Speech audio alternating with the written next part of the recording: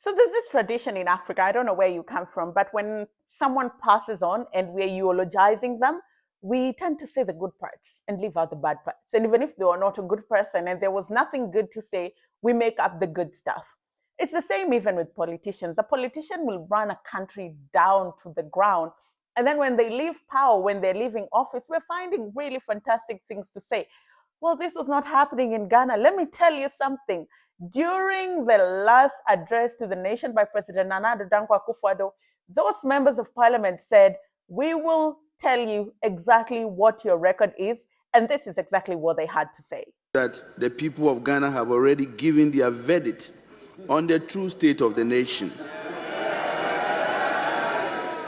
And that verdict was very, very clear. Economic hardship, huge debt overhang, high youth unemployment, hopelessness, and more. And you are thanking him for this. We have come to the end of the road for what has been undoubtedly the worst government under the Fourth Republic. Hello there, how are you doing? Welcome to another episode of our conversations. My name is Ondiro Oganga. I'm a business journalist by profession and a digital content creator. I love coming on here, having conversations with you guys about Black people, Africans, our empowerment, and how we can rise up and take our rightful place at the global stage. I want us to talk about the final address that President Nana Akuffo Addo gave before he left office. And this is a tradition in very many African countries, and even in the US, you have State of the Union address. So Ghana equally has one of those. And it's that time that the president tends to give to just brief the nation on how things are going. They talk about the political landscape, they talk about the economic landscape, and they also talk about the social landscape.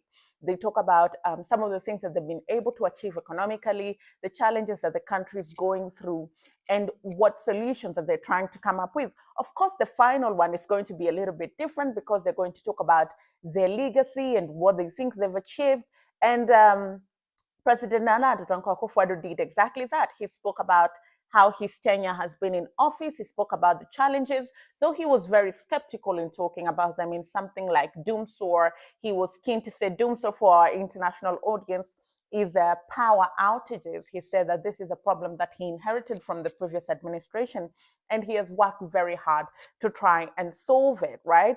And there are also other things that he spoke about, just starting himself and saying they've been able to build up the reserves of the country. They've been able to build the economy. They've kept the country going. I mean, amid the COVID-19 crisis, which was really tough on very many countries globally, and even tougher on Ghana because it really ravaged the economy, and the impact is being felt until now. You ask yourself, why is that? Now, let me just lay context for you on some of the challenges that Ghana has gone through, right?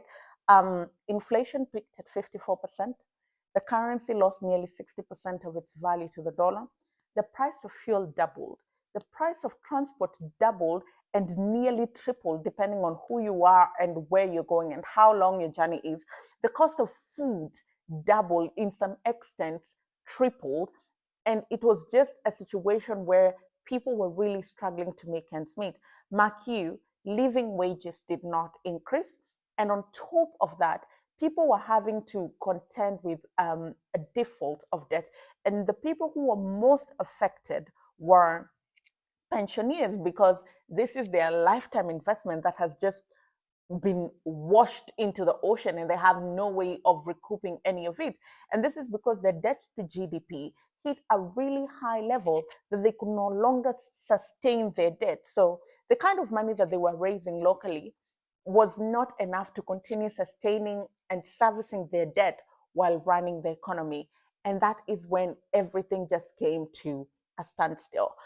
They were forced to go to the IMF, take out an IMF program to keep themselves afloat. IMF came with very painful conditionalities. Anyone that goes to the IMF, any country that has gone to the IMF knows that the pain that people feel on top of the pain that they're experiencing is immeasurable. I mean, in Kenya, they've been having protests over a finance bill because the government went to the IMF. And once you go to the IMF, you have to comply. And some of their conditionalities always include taxes, and you have to raise taxes in order to raise money. So when the president was talking to lawmakers and telling them of how fantastic his administration was, members of parliament were not having it. If anything, they were saying, we know you, we've lived under your administration. The people that put us here in this office have lived under your administration, and they do not agree with your message. This is what some of those members of parliament had to say. That the people of Ghana have already given their verdict on the true state of the nation. And that verdict was very, very clear. Economic hardship, huge debt overhang, high youth unemployment, hopelessness, and more. And we are thanking him for this. We have come to the end of the road for what has been undoubtedly the worst government under the Fourth Republic. Honourable Speaker, this abysmal record was confirmed on December 7th when the people of Ghana returned the most overwhelming and emphatic vote of rejection of any government ever witnessed under the Fourth Republic. Mr. President, you will be remembered as the first president who was cushioned by the IMF when you began, and you are still being cushioned at the end of your term. Mr. President, you left something very important in your account. You left out an account of your promise to God to build him a cathedral. But, Mr. President, Mr. President, I will leave that for you, between you and your God. Mr. President, let me remind His Excellency, Honourable Speaker, that his tenure in office will remain a timely reminder of how not to govern the country. But let me also be quick to assure the good people of Ghana that hope is on its way. Well, this is going to be remembered as the last exchange between Ghanaian lawmakers and the president. But you know, I think it's really, really important that members of parliament are beginning to realize that their role is oversight. Their role is not to be sycophants of the government. Their role is not to say yes to government. Their role is not to sugarcoat the truth, because the power and the positions they hold, they're custodians of power for the people.